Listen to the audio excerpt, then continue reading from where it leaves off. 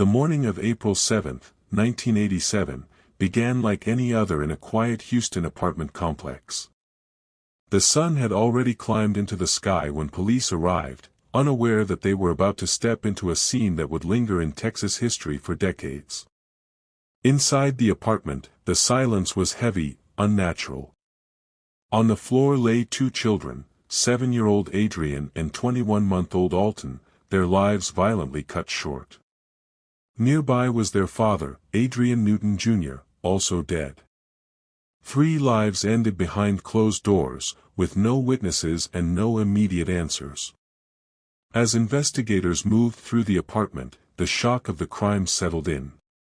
Toys were scattered, reminders that this was once a family home, not a crime scene. There were no signs of forced entry, no neighbors reporting screams, only questions echoing through the rooms. It didn't take long before attention turned to the children's mother, Frances Newton. She wasn't home when the bodies were discovered. She was at work, or at least, that's what she said. In moments like this, suspicion has a way of forming quickly. A mother absent during the murder of her own children raises eyebrows, and investigators began retracing Frances's movements that morning. As the story unfolded, whispers of motive began to surface, quietly at first, then louder. Money. Insurance policies. Desperation. The kind of details that can transform grief into accusation. As you follow this case deeper, remember to subscribe to Dark Evidence, because stories like this don't just reveal crimes, they expose the fragile line between guilt and doubt. Frances Newton would soon find herself at the center of a storm, labeled not just a suspect, but a monster in the eyes of many. Yet at this early stage, all that truly existed were 3 bodies, 1 missing mother, and a justice system eager to assign blame before the truth had fully emerged. What happened inside that apartment that morning would soon be rewritten in courtrooms, headlines, and ultimately, history itself. The investigation into the murders of Adrian, Alton, and their father quickly focused on Frances Newton. Police pieced together a timeline that prosecutors would later present in court, painting a chilling narrative. They claimed that Frances left work on the morning of April 7, returned to the apartment, carried out the killings, and then went back to her job as if nothing had happened. The motive, they argued, was clear: financial gain. Life insurance policies had been taken out on the children and her husband, and in the eyes of the prosecution, Frances stood to profit from their deaths. A small piece of evidence seemed to support this theory: a gun discovered in Frances's car, the same type used in the murders. Investigators pointed to the firearm as the key link tying her to the crime. Every detail, from her actions at work to her alleged planning, was scrutinized. Neighbors were questioned, co-workers recalled her schedule, and police reconstructed the morning down to the last minute. To the public, the picture appeared damning: a mother, financially desperate, taking the lives of her own children for money. Yet even as the case against her strengthened, questions remained. How could someone carry out such a brutal act and return to work unnoticed? Were the authorities relying too heavily on assumption rather than concrete proof? As these doubts simmered in the background, the prosecution continued building their case, certain that the pieces fit together neatly. As we continue exploring this dark story, don't forget to like and comment below, sharing your thoughts on whether the evidence seems airtight or riddled with doubt. This case challenges us to examine what we accept as truth, and how quickly the world can turn suspicion into conviction. Frances Newton's story was just beginning, but the shadow of the investigation already loomed large over her life, setting the stage for a courtroom battle that would captivate and divide a nation. The question now lingered: could circumstantial evidence ever truly capture the full story of that fateful morning? Frances Newton never wavered in her insistence that she was innocent. From the earliest days of the investigation, she maintained that she had never left work that morning and had no reason to harm her children or husband. Her defense argued that the evidence against her was circumstantial at best, that the timeline prosecutors relied on did not add up, and that critical forensic details were missing. There was no gunshot residue on her hands, no blood on her clothing, and no eyewitnesses placing her at the scene. Every piece of supposed proof was questioned, yet the narrative painted by the prosecution seemed relentless and unforgiving. Supporters of Frances pointed to alternative explanations. Who else could have had access to the apartment? Could someone have committed the murders and planted the gun in her car? How could such a horrific act be committed without leaving trace evidence? Lawyers, advocates, and ordinary citizens alike pored over the details, noting discrepancies that left a lingering doubt. It was a case where what wasn't known seemed as significant as what was claimed. Yet, despite these questions, public opinion was largely swayed by the tragic nature of the crime and the image of a mother accused of killing her own children.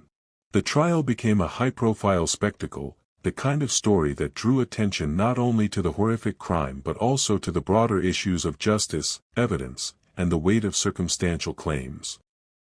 Frances faced a courtroom ready to believe the worst, while she continued to assert her innocence. Her calm, unbroken demeanor during hearings only fueled the debate: was she a remorseless killer, or an innocent woman trapped by circumstance and flawed investigation? As we delve deeper into the twists of this case, take a moment to share your thoughts in the comments. Could the evidence truly prove guilt beyond a reasonable doubt, or was doubt the one constant in Frances Newton's story? And if you haven't yet, subscribe to Dark Evidence to follow the full journey, where every detail matters, and every question lingers long after the headlines fade. The line between truth and assumption had never felt so uncertain. The trial concluded with a verdict that would seal Frances Newton's fate. In 1988, the jury convicted her of capital murder, and she was sentenced to death. From that moment, her life became a series of appeals, delays, and mounting public attention. Lawyers argued tirelessly that the evidence was flawed, that reasonable doubt had been ignored, and that the death sentence was being carried out on circumstantial claims rather than undeniable proof. Advocates for Frances questioned the fairness of the trial, the weight given to financial motive, and the way the investigation had overlooked potential alternative suspects.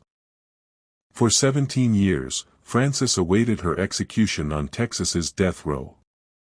During that time, protests erupted, petitions circulated, and calls for clemency grew louder. People from across the country debated the case, some convinced of her guilt, others convinced of her innocence. The debate was not just about Frances Newton, it became a conversation about the death penalty itself, about the justice system's capacity to be both rigorous and fallible, and about whether one person's certainty could justify another's death. Despite all this attention, Frances remained steadfast. She continued to assert her innocence in letters, interviews, and appeals. Each delay, each court date, became a grim reminder that her life and the truth hung in the balance. Yet even with questions surrounding the evidence, the legal system pressed forward, moving inevitably toward its final decision. As we examine this chapter of Frances Newton's story, remember to like, comment, and share this video. Discuss with others whether justice was truly served, or whether the shadow of doubt should have held the ultimate hand. The story of her time on death row is as haunting as the crime itself, filled with tension, uncertainty, and the weight of irreversible decisions. When the years of appeals and protests finally ended, the question remained: can a system that condemns so surely ever be truly infallible? The final days of Frances Newton's life were marked by the grim reality of her impending execution.